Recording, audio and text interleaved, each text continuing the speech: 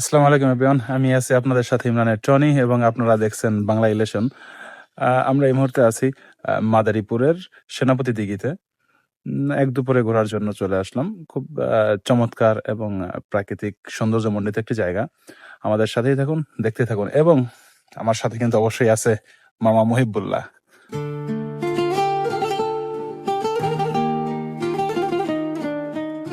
সেনাপতি দিঘি মাদারীপুর জেলার শিবচর উপজেলার খতিয়াল গ্রামে অবস্থিত। কথিত আছে এক সেনাপতি বহু শত বছর আগে এ দিঘি খনন করেছিলেন, আর সেই থেকেই এর নাম হয়েছে সেনাপতি দিঘি।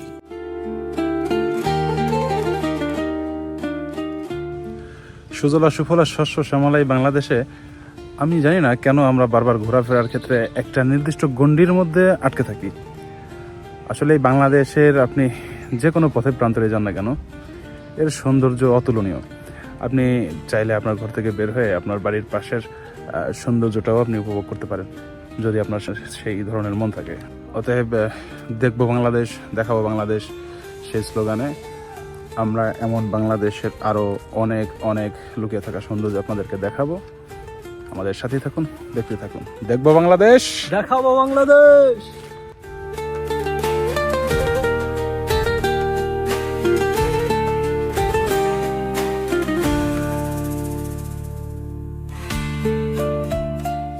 চারপাশের সবুজ গাছপালা আর নীরব পরিবেশ মিলে এই দিঘিকে করেছে অনন্য।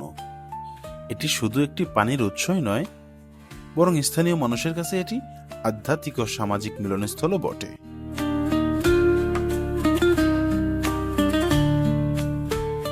মামা কি করতেছেন?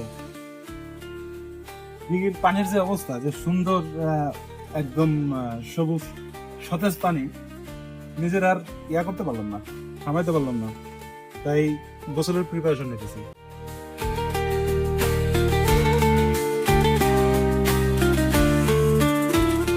হ্যাঁ বন্ধুরা, এই তপ্ত দুপুরে আমাদের সতেজতা ফিরিয়ে আনার জন্য আমরা এবার গোসল করতে নেমে পড়লাম দিঘির স্নিগ্ধ সবুজ জলে।